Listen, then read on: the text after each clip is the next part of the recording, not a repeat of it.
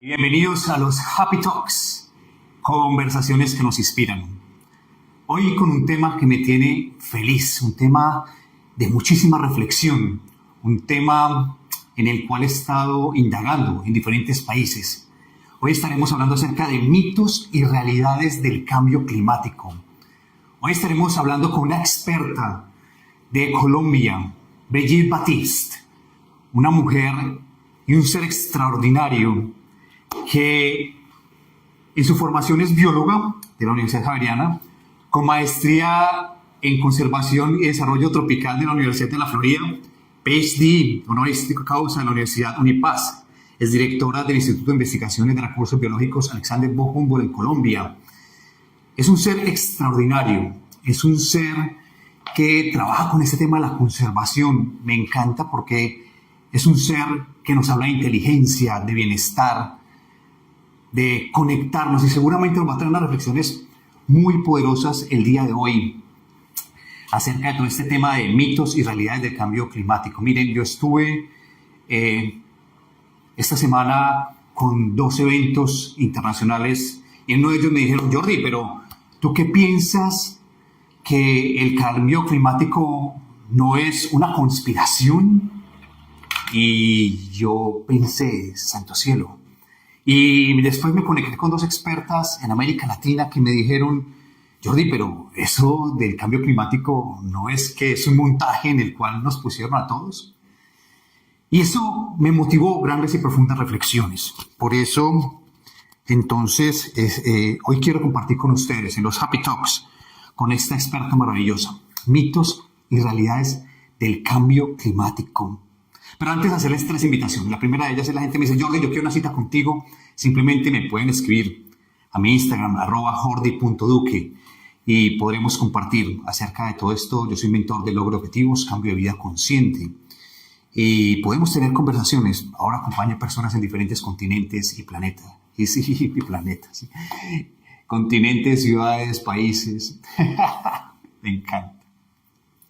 Número 2, la segunda invitación. Estoy feliz con mi más reciente publicación, Nuestro futuro es bosque, al cual he invitado a 11 expertos a nivel mundial, y es un libro que nos habla acerca de sabiduría de la vida, bienestar y salud mental en conexión con la naturaleza, recorriendo los bosques del mundo y las inspiradoras visiones de 11 mentes maestras en conexión con nuestro planeta. Biólogos moleculares, sabios ancestrales, expertos en felicidad, de la psicología, nos hablan acerca de todo esto, de cómo conectarnos extraordinariamente con el bosque. ¿No se está escuchando? Me dicen por aquí.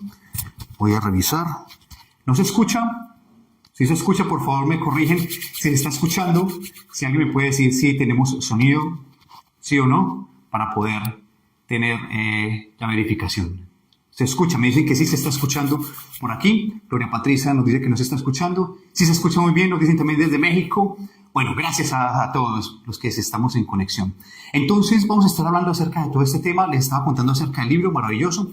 Y el tercero es que estaré en Colombia próximamente realizando diferentes actividades sobre temas de salud mental y calentamiento global. ¿Cómo nos afecta el tema del calentamiento global nuestra salud mental? Bueno, es un tema que me parece supremamente apasionante. Bueno, entonces quiero invitar en este momento a Brigitte Baptiste. Vamos a ver si la tenemos por aquí. Es un personaje extraordinario con el que quería compartir observadores sobre todo este tema de mitos y realidades del calentamiento global, del cambio climático. Aquí acabo de invitar a Brigitte para que se conecte en nuestra conversación y que vayan llegando las personas. Bienvenidas a Rincón Cano y a todas las personas que vayan a ver este Happy Talk desde cualquier lugar del mundo. Los Happy Talks los pueden ver aquí en Instagram, también en YouTube, en diferentes plataformas como iVoox, también en Spotify. Lo vamos colgando y lo vamos poniendo. En este momento, entonces, buscando la conexión con nuestra querida Brigitte Baptiste para podernos conectar aquí. En este momento me dice que se ha unido, pero no la puedo ver todavía. No sé si Brigitte me está viendo en este instante, porque todavía no la puedo ver. Vamos a ver si es posible que nos conectemos con Brigitte, que todavía no la puedo ver. ¿Me estás viendo, Brigitte? Yo todavía no te veo. A veces nos sucede aquí, en el Instagram, que no podemos ver la conexión. Yo todavía no puedo ver. Dice que está conectando en este momento. Bueno, Brigitte, Es bióloga de la Universidad Javeriana con maestría en Conservación y Desarrollo Tropical de la Universidad de la Florida, PhD, honoris causa de la Universidad Unipaz. Además es directora del Instituto de Investigación de Recursos Biológicos Alexander von Humboldt y la rectora de la Universidad EAN en Colombia. Vamos a ver si es posible entonces en esta conexión estaremos hablando de todo este tema. Me parece maravilloso. Miren, esta tarde he tenido varios foros, reuniones con diferentes comunidades a nivel internacional y todos me dicen, Jordi, ¿qué podemos hacer desde nuestras casas, desde nuestros hogares, en diferentes lugares del mundo, frente a este tema del calentamiento global? Yo les digo, pues hay mucho que hacer y hay acciones conscientes que podemos desarrollar. Pero pienso que la voz de Brigitte Baptiste hoy va a ser muy importante para orientar a todas estas comunidades sobre aquello que podemos hacer. Brigitte, ¿cómo estás? Ahora sí, no ahora sí te veo. Hola Jordi, ¿qué tal? ¿Cómo estás? Muy bien, ¿y tú desde qué lugar del mundo nos saludas hoy? Hoy estoy muy juicioso aquí en Bogotá en la universidad, llegando desde Puerto Carreño en el Bichada. ¿Qué es esta maravilla? Hace rato te escucho hablar de Puerto Carreño, nos contarás mucho de todos esos proyectos que están desarrollando allá. Claro que sí. Además, tú sabes que estás muy invitado a visitarnos porque es un sitio de estos como los que tú promueves para recuperar un poco la calma y la fe en el mundo. Bueno, Brigitte, quiero contarte que hoy un sueño para mí se está haciendo realidad, conversar contigo a través de las redes sociales y de todas estas experiencias que tenemos. Así que le doy gracias a la vida por permitir esta posibilidad y a ti por conectarte. Permíteme, te presento ante la comunidad internacional nuevamente con Brigitte Baptiste, que se conecta desde, estás en Bogotá. Ella es bióloga de la Universidad Javeriana, con maestría en Conservación y Desarrollo Tropical de la Universidad de la Florida, PhD, honoris causa de la Unipaz. Además, es la exdirectora del Instituto de Investigación de Recursos Biológicos Alexander von Humboldt en Colombia, rectora de la Universidad EAN y muchas distinciones más. Brigitte, qué felicidad tenerte aquí en los Happy Talks, donde vamos a conversar con gente y seguramente te harán hacer preguntas maravillosas. La gente está muy inquieta de estar contigo el día de hoy. ¿Cómo te sientes el día de hoy? Sé que también te gusta la atención plena y observarte. ¿Cómo estás? Me encanta preguntarle a los invitados cómo se sienten antes de empezar esta conversación. Pues con muchas expectativas, Jordi, de pues, este encuentro, porque venimos interactuando a través de las redes hace un tiempo con la visión de entender un poquito mejor qué es lo que la gente dice cuando habla de reconectar con la naturaleza. Yo como bióloga tengo siempre esa conversación con todo el mundo. Con la idea también de llevarle mensajes positivos a los jóvenes, siendo rectora de una universidad, pues me corresponde eh, enviar un mensaje siempre positivo y de retos, por supuesto. Así que me siento muy bien, muy satisfecha y bueno, además muy descansada porque después de 4 días en el Orinoco, tengo toda la energía.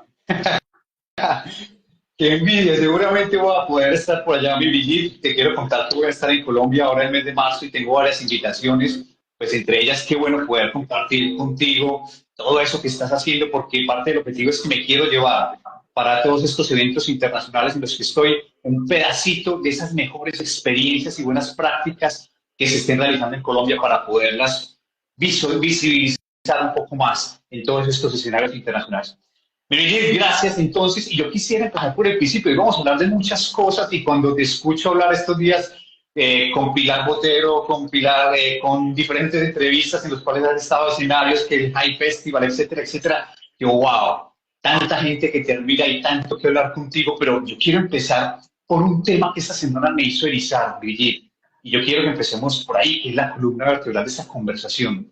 Estuve en dos eventos la semana pasada, uno aquí en Barcelona, y el otro fue a través de las redes sociales con América Latina, donde me encontré la siguiente postura y me dijeron, Jordi, eso del cambio climático del cual tú estás hablando, eso es una conspiración, eso no es una realidad.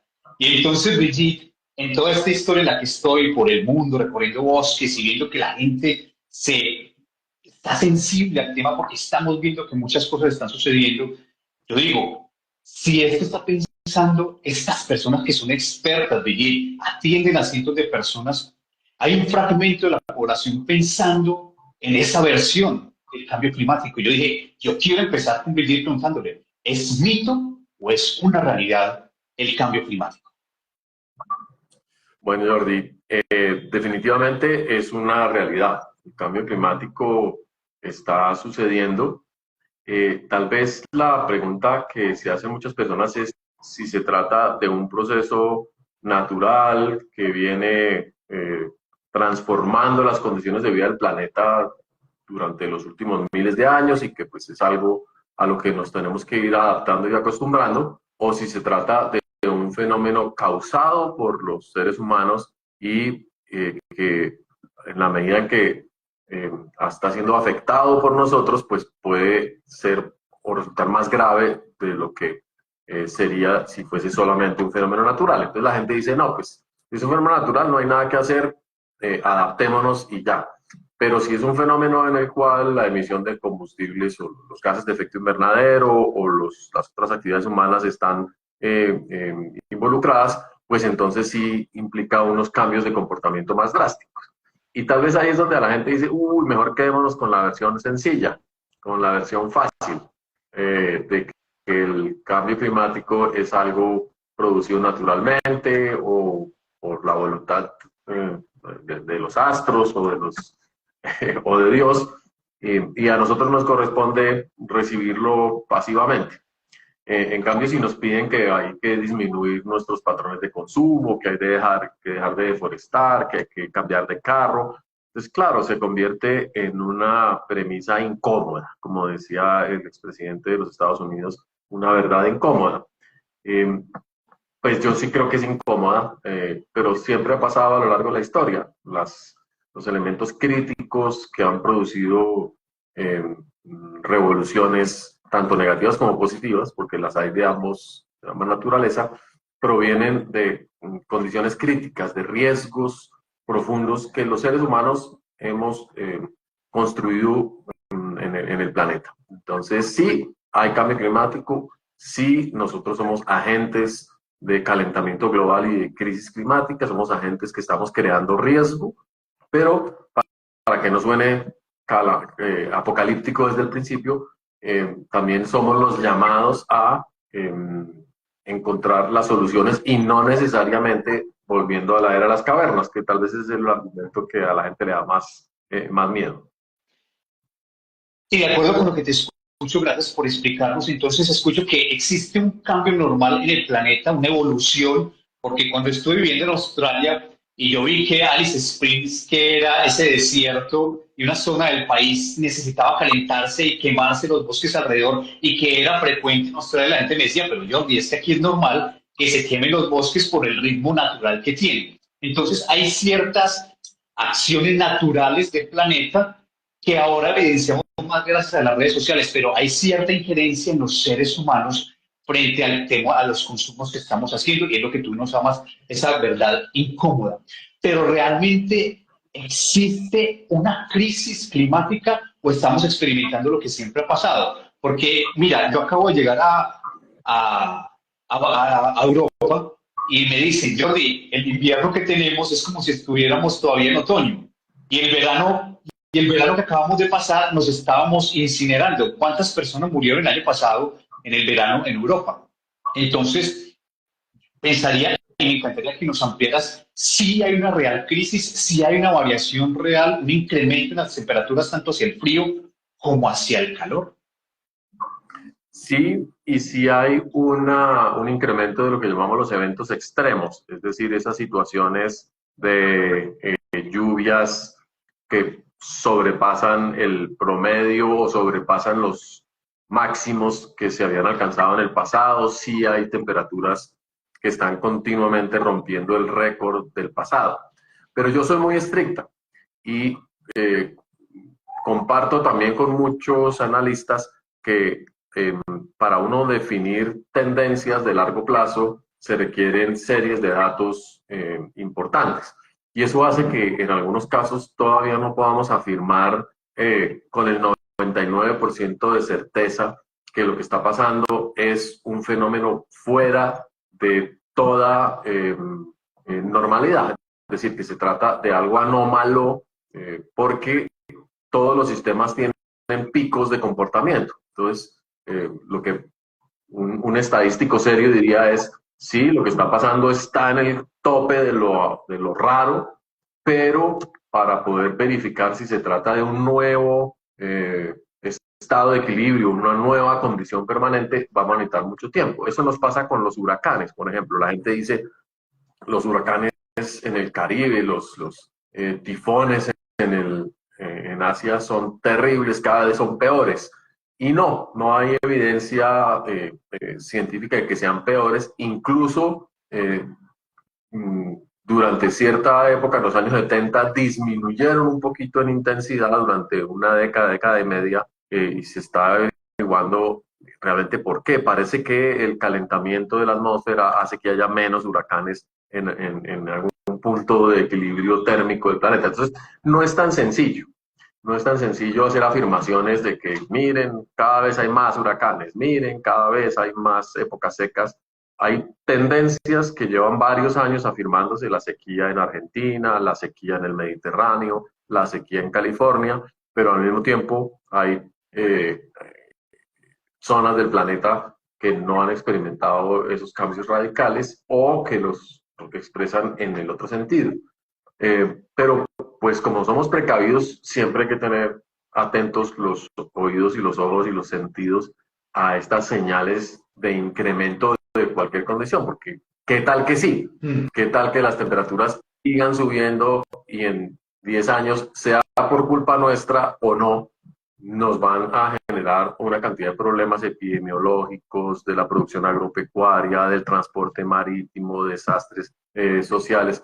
Entonces, pues también yo creo que lo que hay que dejar es de pelear un poco, de encontrar culpables, de buscar culpables, que es lo que usualmente hacemos en la sociedad. Los culpables son estos, son nosotros, y más bien concentrarnos en construir soluciones. Claro, por supuesto, ser proactivos. Y antes de llegar ahorita a esa conversación de cuáles podrían ser esas soluciones, Brigitte, yo quisiera preguntarte qué es lo que no estamos haciendo bien, que pudiéramos estar contribuyendo precisamente a ese desbalance o a esa nueva realidad planetaria, porque algunas teorías, por ejemplo, no sé si pues, tú eres la experta y conocerás mucho más de todo esto, pero algunas teorías, por ejemplo, dicen que el uso del petróleo está haciendo que desangremos de alguna manera esa fuerza vital que necesita el planeta para poder estar en balance. Bueno, y existirán millones de teorías. Otras dicen, por ejemplo, ¿cuánto pesa New York? ¿Cuánto pesa Londres? ¿Cuánto pesan las grandes capitales? Y esas masas inicialmente no estaban ahí cuando el planeta hizo su evolución y su construcción. Ese tipo de pesos puede haber llevado a que el planeta se desbalanceara. ¿Qué es eso que no hemos hecho bien que pudiera estar conduciéndonos hacia esa otra realidad de este cambio planetario? Bueno, fundamentalmente lo que creemos y está bastante comprobado es que han sido los aportes de CO2 que la humanidad ha inyectado en la atmósfera los que están causando todo este cambio climático. Es un problema de contaminación de CO2 y de metano, es decir, gases que hoy llamamos de efecto invernadero, porque crean una capa una capa en la estratosfera que impide el retorno o la liberación de calor hacia el espacio, que era el mecanismo con el que se equilibraba la temperatura del planeta. Ese efecto invernadero lo conocemos muy bien en otros planetas, en Venus, en algún momento de la historia en Marte, y sobre todo en los planetas gaseosos, se estudia muy bien, y es básicamente la única explicación, porque no hay ninguna otra fuerza en el planeta que sea capaz de producir esos efectos que estamos viendo. Y tienen mucho que ver es con la pérdida de capacidad de los océanos de regular la cantidad de calor que hay en la atmósfera. Los océanos, el agua se calienta y se enfría siempre más lento que gases, que la atmósfera. Entonces, ahí comienza a haber un fenómeno de turbulencia, porque el aire y el agua están, digamos, desequilibrados en términos térmicos. Entonces hay mucha evaporación en algunos momentos, hay mucha precipitación en otros, se aceleran las corrientes marinas, hay corrientes más frías y más calientes que van más rápido. Entonces todo eso va creando lo que llamaríamos un sistema caótico de circulación del agua en mar y atmósfera. Y es lo que estamos viendo. Entonces, que las corrientes del norte se van más hacia el sur, los veranos están retrasándose o están alargándose y el invierno empieza más tarde. Es un desequilibrio térmico del planeta. No conozco ninguna fuerza adicional que pueda causar ese proceso. Hay algunos pequeños mecanismos que han sido reportados que aceleran o ralentizan la dinámica térmica del planeta, por ejemplo, las manchas solares. Sabemos que los ciclos de manchas solares causan cambios en el espectro o en la capa que envuelve la Tierra electromagnética y que eso genera algunos cambios. También los volcanes, la actividad volcánica en la Tierra también genera temporadas a veces un poquito más frías, sobre todo porque si hay mucha ceniza en la atmósfera, entonces el sol no penetra y se puede enfriar. De hecho, por ejemplo, en esta época uno diría una gran erupción volcánica podría ser una bendición porque va a comprarnos tiempo, pero pues sabemos que una gran erupción volcánica puede ser dramática, ¿no? En 1800 algo, 14, 17, si me equivoco las fechas me disculpan, el monte Pinatubo en Indonesia explotó y fue tan grande la explosión que mantuvo la Tierra fría por más de 10 años. Entonces, esos son esos factores adicionales. Brigitte, quizá te estás adelantando a algo porque hemos visto que ya la Tierra se empieza a cortar, tarjar en diferentes continentes y algo está surgiendo debajo, quizá, y empezamos a ver movimientos telúricos y estos días estuve viendo que en la India se están separando parte de la placa continental, están pasando como cosas y algo está sucediendo. Por eso cuando me decías, se está adelantando ya una noticia, posiblemente, no sabemos, es un tema bastante delicado para uno anunciarlo, pero algo está sucediendo. Hay un movimiento ya al interior de la Tierra, siempre está en movimiento. Brigitte, te quería preguntar, ¿qué tenemos que hacer entonces? Porque lo que veo es que parte también de lo que nosotros estamos haciendo injerencia y existe un concepto que se llama estamos intoxicando la placenta en la cual vivimos. O sea, con todos los movimientos, todos los gases que provocamos, toda nuestra actividad, estamos creando esa atmósfera y estamos contaminando nuestra placenta. A pesar de que ocurren estos movimientos y el tema natural, también estamos teniendo injerencia pues, en la capa de ozono y estos efectos que tenemos, por supuesto. ¿Qué tenemos que hacer para aportarle y no seguir teniendo esos efectos en nuestra placenta, que es la atmósfera, que es el lugar donde vivimos? ¿Qué es eso que tenemos que hacer? Nos han hablado del transporte, del consumo del petróleo, de todas estas cosas, pero desde la casa, ¿qué pudiéramos hacer? Bueno, yo pienso que hay dos cosas a gran escala que tienen su expresión a pequeña escala. Las dos cosas, la primera, obviamente la Tierra, la humanidad tiene que disminuir sus emisiones de CO2. Es lo que han acordado ya todos los científicos y los países, todas las academias de ciencia. Digamos, estamos de acuerdo en que hay que disminuir las emisiones de CO2. Es decir, todas las actividades que generan carbono y que lo emiten a la atmósfera, hay que irlas limitando lo más rápido posible. Eso no es tan fácil porque casi todas las actividades humanas generan CO2, sobre todo la producción de energía. La China vive de quemar carbón y no puede dejar de quemar carbón sin sacrificar cientos de miles de personas o millones de personas que tienen como única fuente de electricidad y calefacción en el invierno chino la electricidad térmica. Lo mismo pasa en muchos países europeos del norte o en Canadá, pero también pasa a la inversa. En zonas muy calientes, las personas no pueden vivir sin electricidad para sus aires acondicionados o para tener refrigeración, para tener unos mínimos de calidad de vida. Entonces, esa energía, si es producida con carbón, pues va a tener emisiones.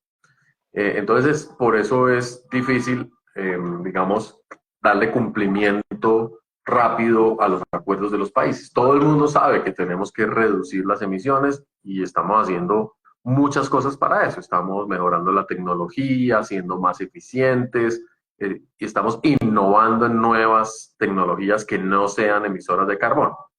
Ahora, hay otra actividad que produce carbón por todas partes y es la deforestación. Lamentablemente, Colombia es un país que, con Brasil y otros países amazónicos, es responsable de muchas emisiones por la destrucción de la Amazonia. Entonces, ahí hay un doble riesgo. No solamente estamos emitiendo carbono, sino estamos destruyendo la biodiversidad. Y entonces ahí sí que las cosas se ponen más complicadas. Este año vamos a tener en Colombia la COP16 de biodiversidad, que es la equivalente de la COP de cambio climático, para ponernos las pilas, como decimos acá, en el tema de control a la deforestación y protección de los bosques silvestres.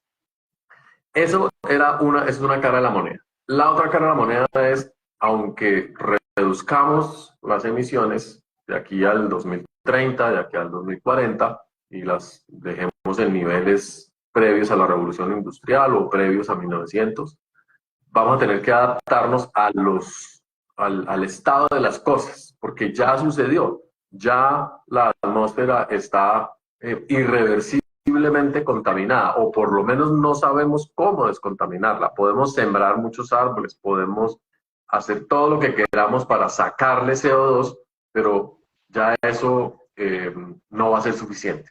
Entonces necesitamos tomar medidas adaptativas. ¿Y cuáles son las medidas adaptativas? Pues va a haber que mover gente de sitios que ya no son viables para estar ocupados.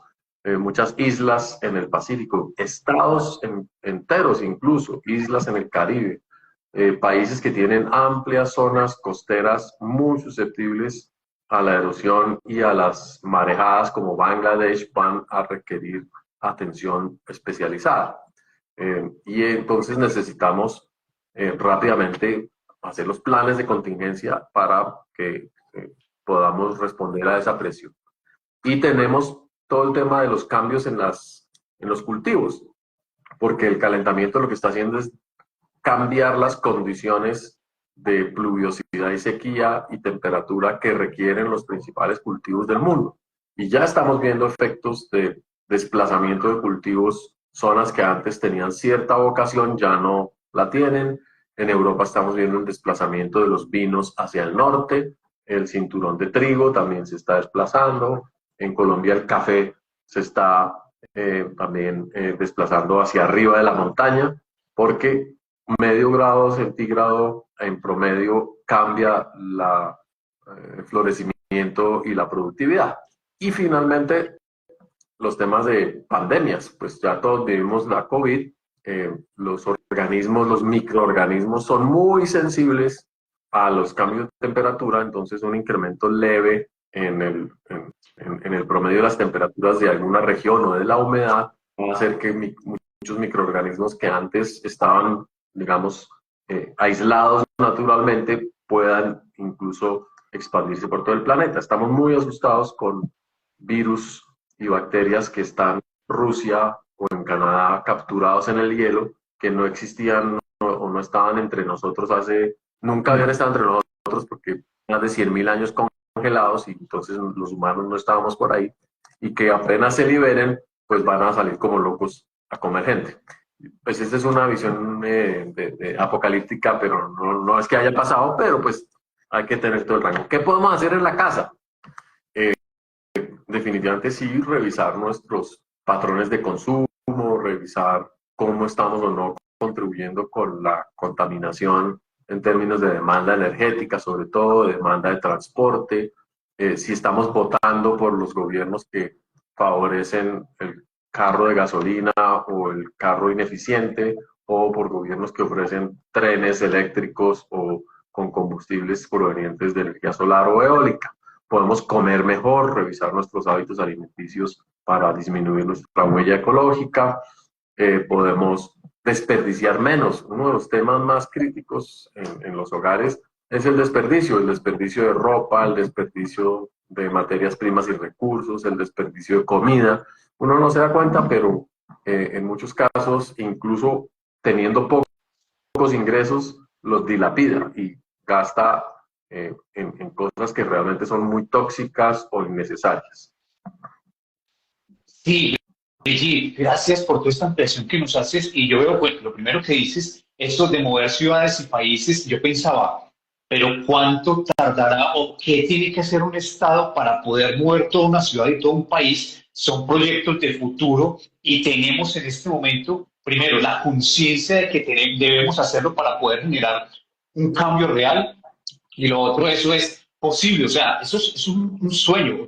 Hoy día, quizá una utopía, pero hacia allá debemos movernos, como estas ciudades que están montando en los desiertos, en el oriente, que ya es una ciudad, se llama La Línea, creo que se llama, con grandes edificios, con todo un sistema montado en torno a la sobrevivencia en la mitad de un desierto.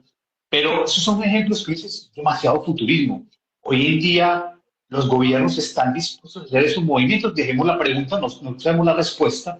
Y lo otro es que, ¿cómo ser consciente realmente de ese consumo? Mira, Brigitte, yo vengo por todo el mundo, tú lo sabes, recorriendo los bosques, compartiendo con personas, gente sencilla de comunidades en diferentes lugares del mundo, Tailandia, Taiwán, diferentes lugares, y veo que parte de lo que han hecho las sociedades, entre ellas la taiwanesa, tienen supremamente, la australiana también tiene supremamente asumido el tema del consumo responsable. Y lo que tú decías, en los alimentos, por ejemplo, y realmente cada uno no utiliza el plástico, una botella de plástico que utilizamos y compramos la utilizan 30 veces. O sea, son pequeñas acciones que podemos ir haciendo, porque la gente me dice, ¿qué es lo que podemos hacer realmente? Tú nos acabas de dar ese esbozo de lo que podemos realmente como poner en práctica.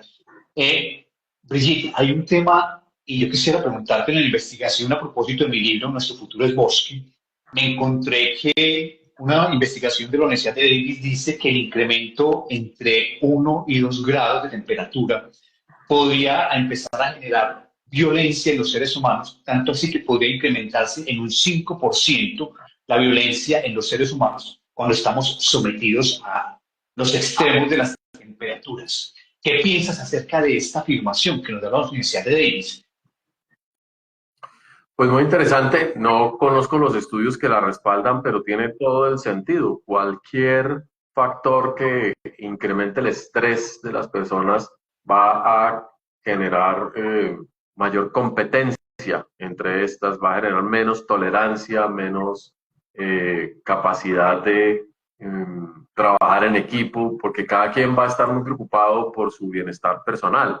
De manera que tiene, como te digo, mucho sentido. Es como la evidencia de que las áreas verdes en las ciudades disminuyen la criminalidad.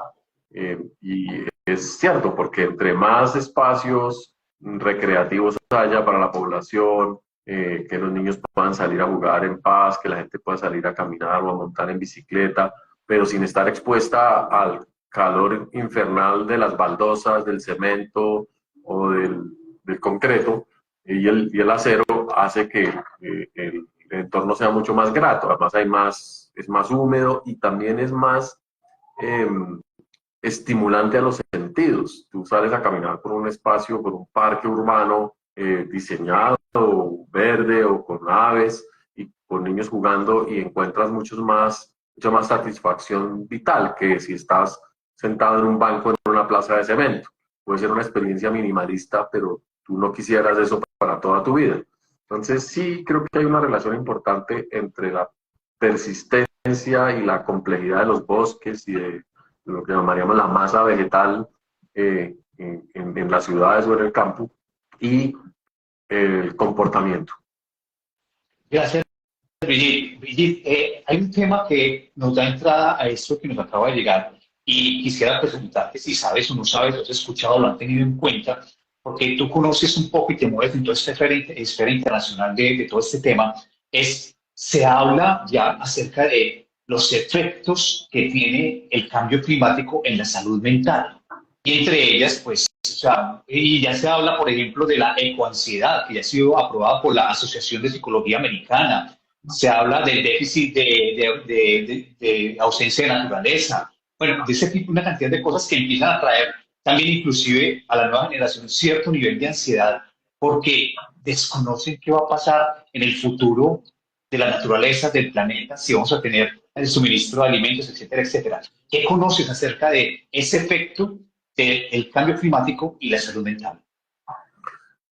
Ese es un vínculo cada vez mejor establecido, porque las personas cuando están expuestas continuamente a un discurso de riesgo de colapso, de alarma global, y está en todas partes y está siendo utilizado además políticamente para generar privilegios o para restringir actividades, pues la gente comienza a sufrir temor acerca de su futuro. ¿Será que tengo hijos o no tengo hijos? Que es una pregunta que se hacen muchas personas hoy en día. ¿Para qué voy a traer?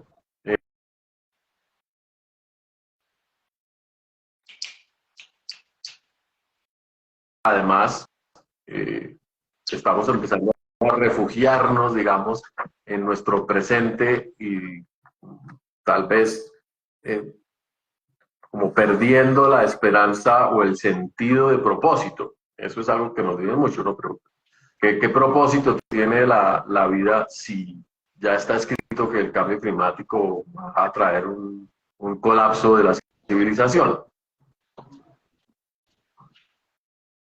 Hola, ya me ves, es que se ve ido como un Sí, poquito en internet, pero es ya, que se nos okay. estaba cortando un poquito. No sé si nuestra audiencia Sí, nos estaba oyendo bien. pero pues, si nos repite las últimas líneas, me parece que sería buenísimo porque se corta un poquito la señal.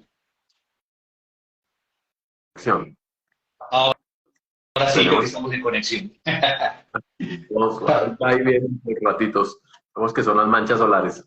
Entonces, te decía que sí hay una conexión muy concreta y progresiva, y pues movimientos además sociales que en la medida en que se estructuran sobre estas discusiones de la culpabilidad y la responsabilidad, comienzan a constituirse en movimientos políticos, digamos, radicales. Ya estamos viendo ambientalismos radicales en muchas partes que comienzan a confrontar lo que consideran es la falta de respuesta a tiempo de los gobiernos o de otros actores. Entonces vamos a ver conflictividad social eh, asociada con la percepción del cambio climático y de sus efectos. La gente dice, no, yo no me voy a dejar fritar porque hay otros que quieren seguir consumiendo energía a tope. Total.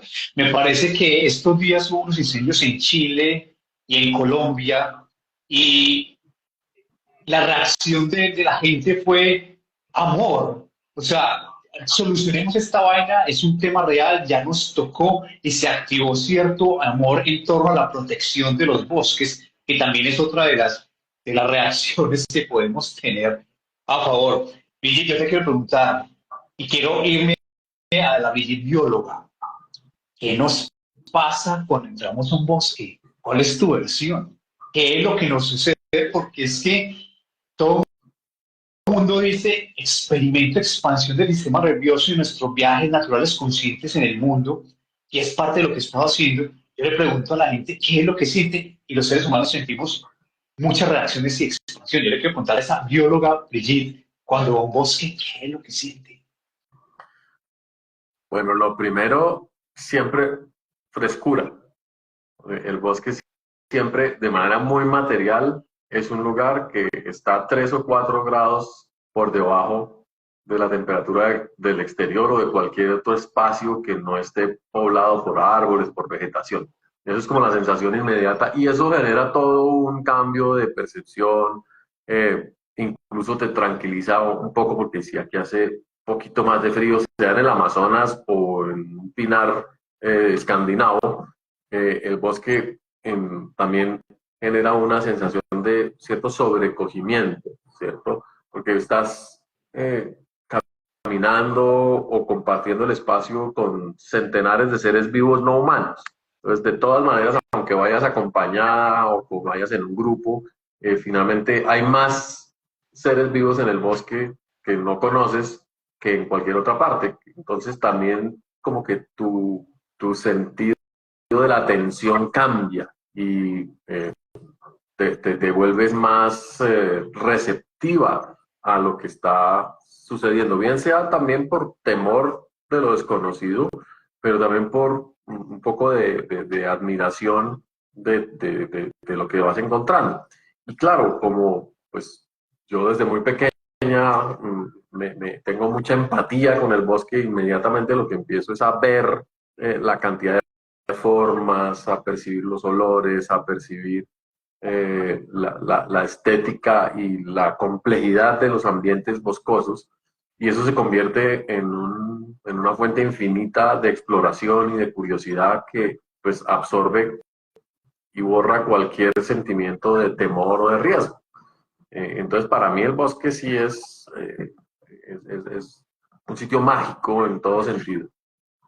No sé si habrás escuchado hablar acerca de los Shinrin-yoku, que es una de las líneas de investigación que nos habla de los efectos que ocurre en la mente y en el cuerpo cuando pasamos tiempo de calidad en los bosques, y nos habla de que los terpenos, que los aromas que están en el bosque nos generan expansión al sistema nervioso, y que ya eso de abrazar un árbol ya no es un cuento chino, sino que realmente existe un tema vibracional en torno al tema del abrazo del bosque que es interesante, del árbol que es interesante. Bueno, todas esas reacciones de lo que ocurren. Y entonces, parte de lo que hemos estado compartiendo por el mundo es enseñémosle a las personas qué es eso que nos pasa cuando entramos al bosque.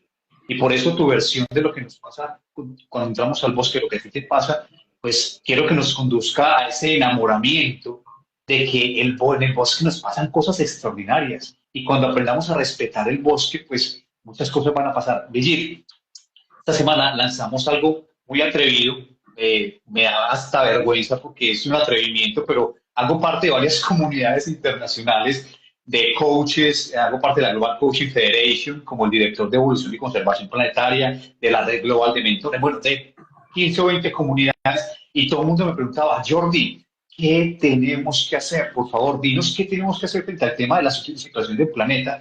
Y me atreví por un tema de un silencio, de un momento de silencio y de meditación, salió algo que se llama el Código de Amor Planetario.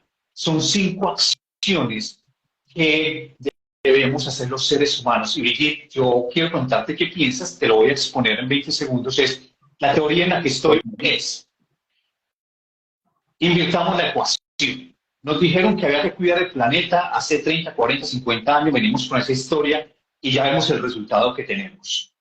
La propuesta en la que estamos, algunas personas y movimientos, es invirtamos la ecuación. Consiste en volvamos a honrar nuestra vida.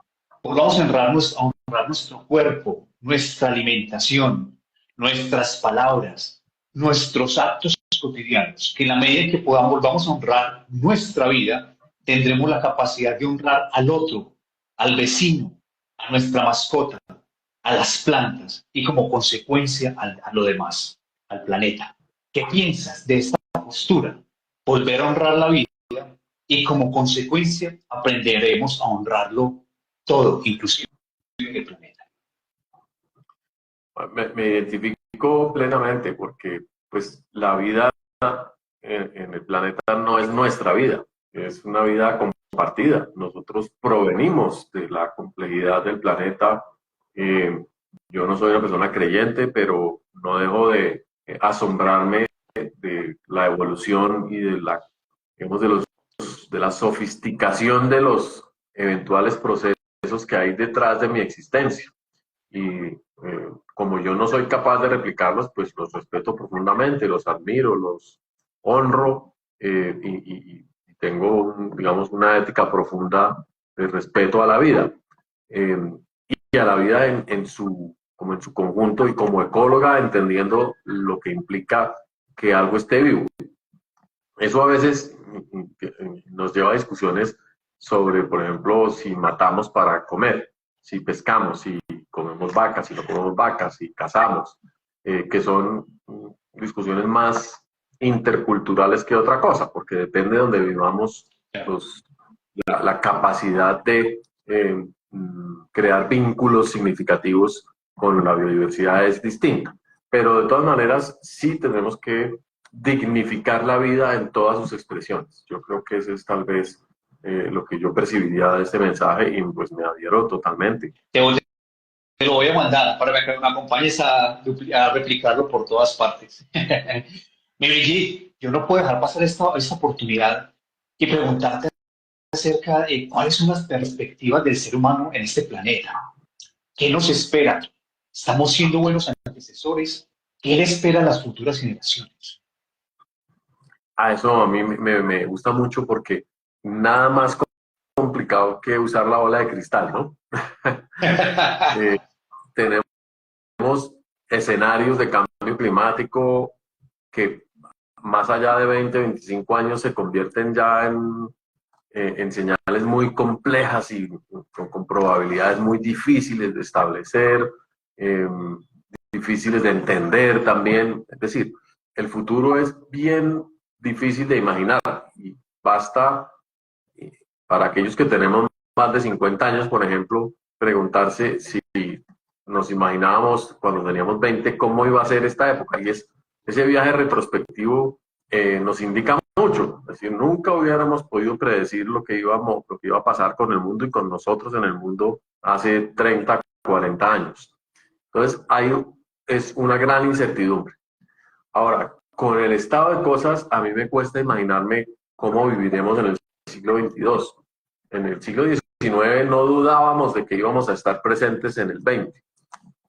Pues como que no se nos ocurría, salvo que fuésemos, digamos, fervientes del apocalipsis de San Juan y dijéramos, esto se va a acabar cualquier día. Es decir, hay iglesias que consideran que eso es una posibilidad, entonces siempre están pensando que mañana se acabó el mundo. Está muy bien porque es un ethos particular.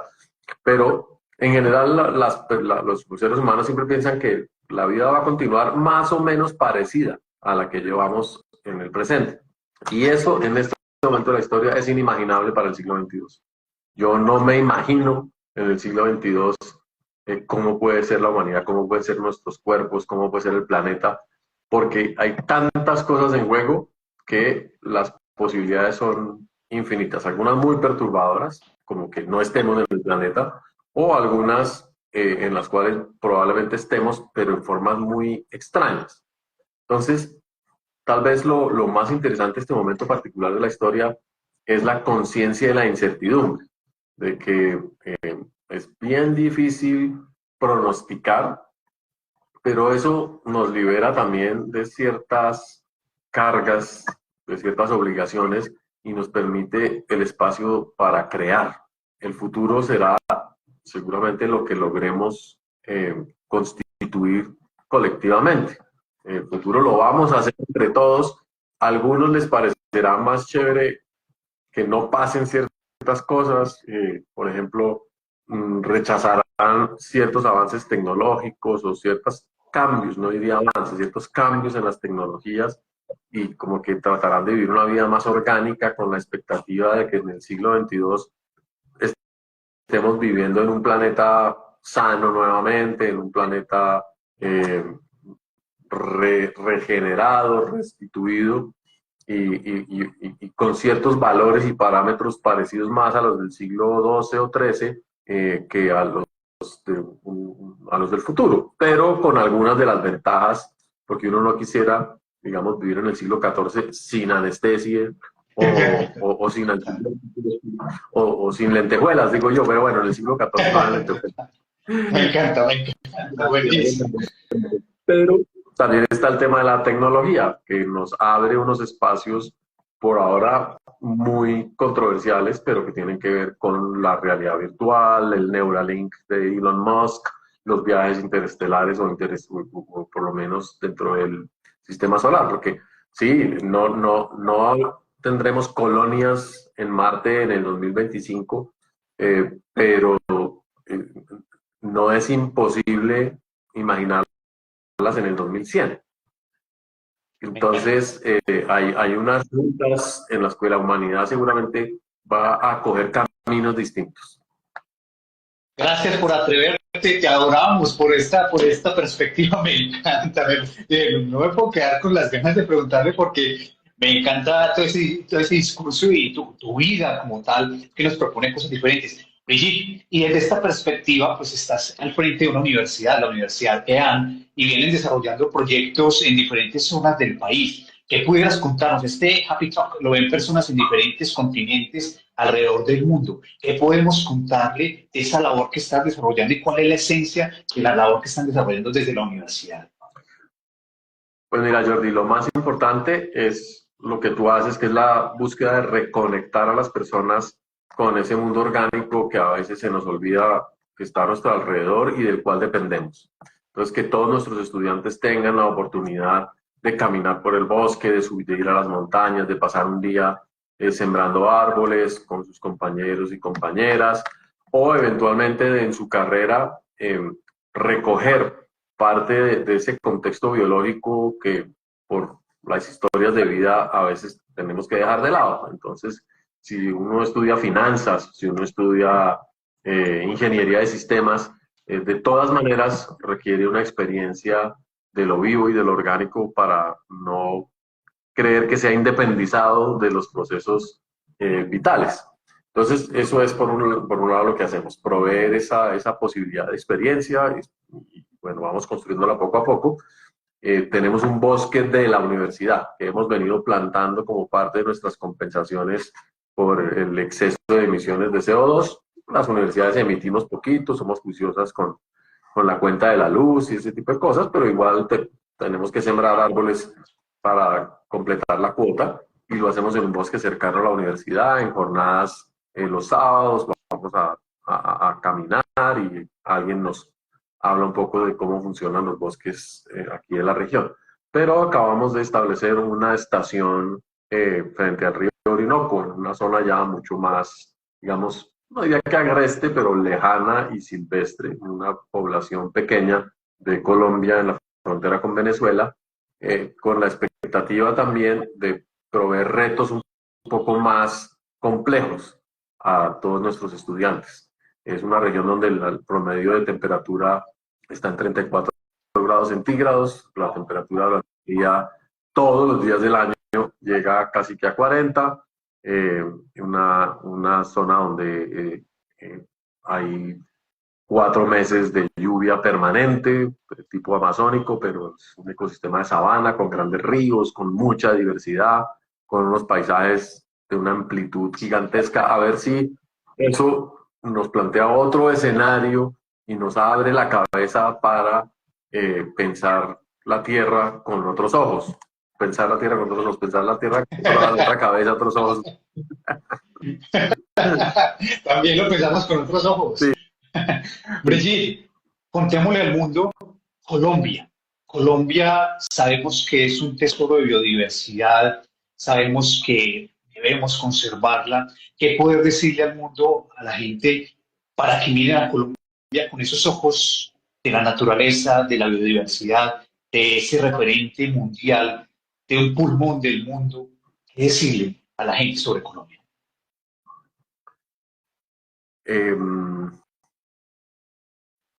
Vamos a tener la COP de biodiversidad. Yo empezaría por ahí diciéndole, ahora este es el mensaje para todo el mundo. En Colombia se van a encontrar todos los países que firmaron la Convención de Diversidad Biológica de Río de Janeiro en 1992. Va a ser el evento probablemente más grande que va a haber o que ha habido nunca en Colombia. Eso es como los Juegos Olímpicos de la biodiversidad, donde pues además se trata de un evento de negociación. Entonces, vamos a hablar pues de todos los temas asociados con manejo de la biodiversidad. Pero eso se produce porque pues Colombia es un país que ha tenido un compromiso muy extenso con la conservación, ha participado muy activamente en estos debates internacionales y al mismo tiempo es cada vez más consciente de que es un país, digamos, raro en el concierto internacional, así como, digamos, los Emiratos Árabes podrían considerarse raros a sí mismos porque su ecosistema prevalente es una mezcla de desiertos y océanos, o los países mediterráneos por sus, digamos, sus características típicas. Pues Colombia es un país verde y definitivamente cuando uno viaja fuera de Colombia se da cuenta de que realmente somos muy verdes. Claro, compartimos esta condición con Perú, Ecuador, Brasil, Venezuela, con Centroamérica y con gran parte de las islas de Filipinas, Indonesia y algo de África. Pero nosotros somos verdes en un nivel de concentración absolutamente desproporcionado. Cuando uno mira los números de especies, cuando uno mira la cantidad de orquídeas, la cantidad de palmas, la cantidad de peces, dice, pero ¿por qué se los pusieron todos ahí?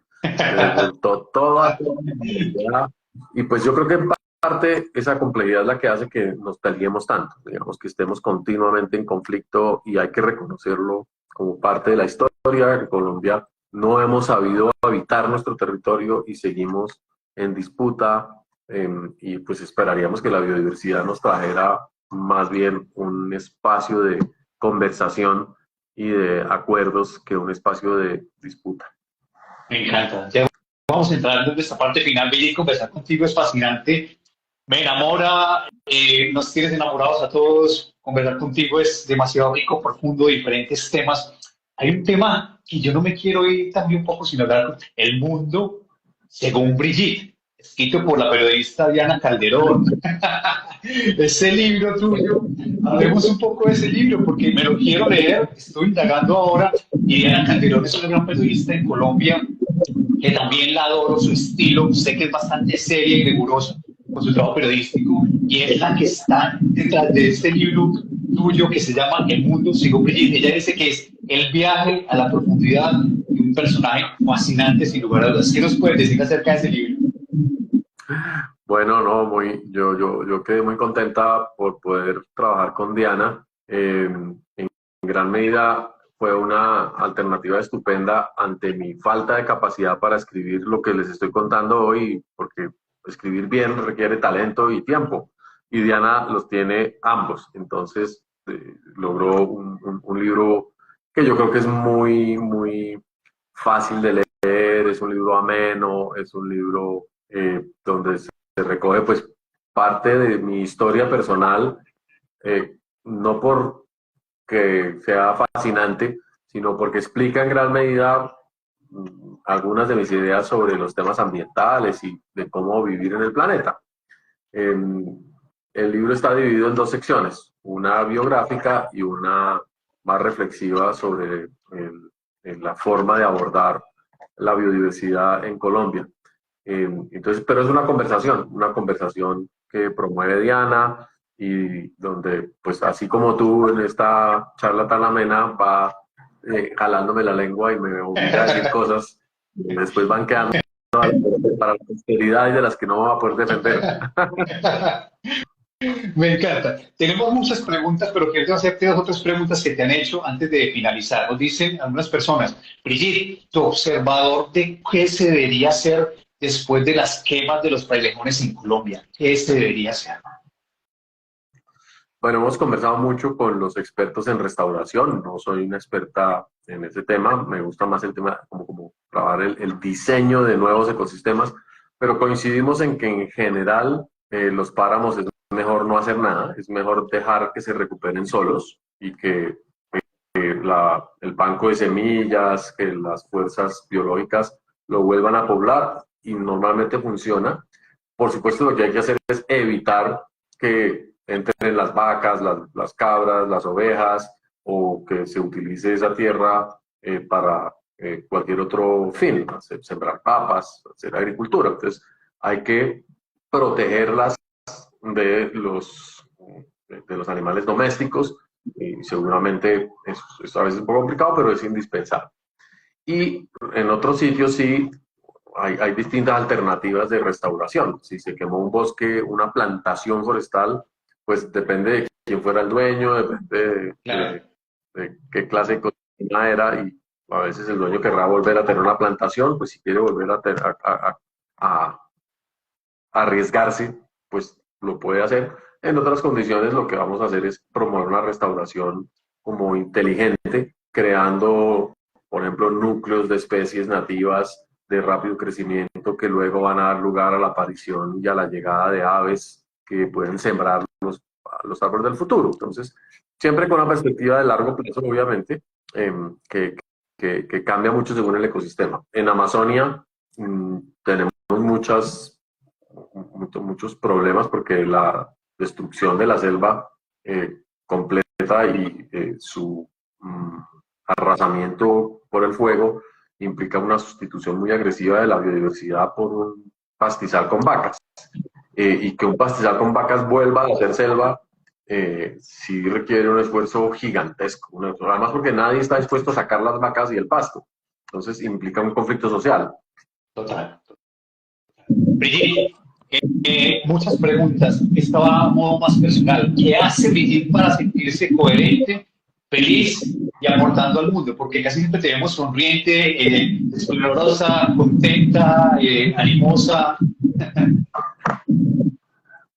Cada día trae su afán un poco, ¿no? Pese a que tenga una perspectiva ecológica que funciona en distintos plazos, y no tengo inconveniente en pensar que cosas que sucedieron hace 100, 1000, 10.000 años o que eventualmente sucedan en 1000 o 10.000 hacia el futuro, pues trato de ubicarme más en cada momento y sentirme como un ser vivo más de esta complejidad y disfrutarlo, ¿no?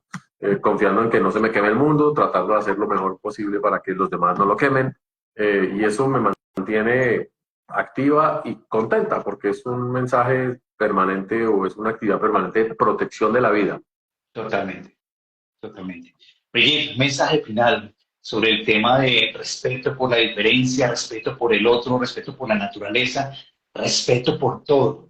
¿Qué pudiéramos decirle? Tú eres una mujer que inspira a mucha gente joven y necesitamos que estos jóvenes aprendamos sobre este tema del respeto por el otro. Hoy estamos hablando del respeto por la naturaleza, pero respeto por todo y por nosotros mismos. ¿Qué pudieras decir? Sobre todo respeto por la diferencia, como decías tú, porque todos estos millones de años de evolución lo que han producido es diversidad. Y si eres creyente, igual, alguien construyó el mundo lleno de diversidad, por alguna buena razón. Y la diversidad crea las condiciones para prolongarse en el tiempo y para permitir una existencia gozosa. Entonces la diversidad es el fundamento de la existencia. Y siendo así, la diversidad es la que provee la creatividad, la innovación, la capacidad de proyectarnos en el tiempo. Así que el respeto es simplemente la más natural de las actitudes que puede tener un ser humano. Y definitivamente somos uno, Brigitte, somos uno. Cuando entendamos eso, que somos uno y lo que me pase a mí tiene influencia en todo y en el otro, vamos a poder comprender muchísimas cosas. Brigitte, muchísimas gracias, bienvenida a los Happy Talks. Quiero recomendarte la lectura de mi libro, si todavía no lo has leído, Nuestro futuro es bosque, para que juntos podamos compartir este mensaje. ¿Qué me querías decir? ¿Qué me querías decir? ¿Intercambiaremos libros? Por supuesto que sí. Quiero verte en Colombia y próximamente podremos compartir más acerca de todo esto. Gracias por tu visión. Gracias en nombre de todos los seres humanos que estamos trabajando por el planeta. Tu voz es muy importante. Bienvenida a los Happy Talks, conversaciones que nos inspiran. Chao, chao. Hasta pronto. Chao, chao.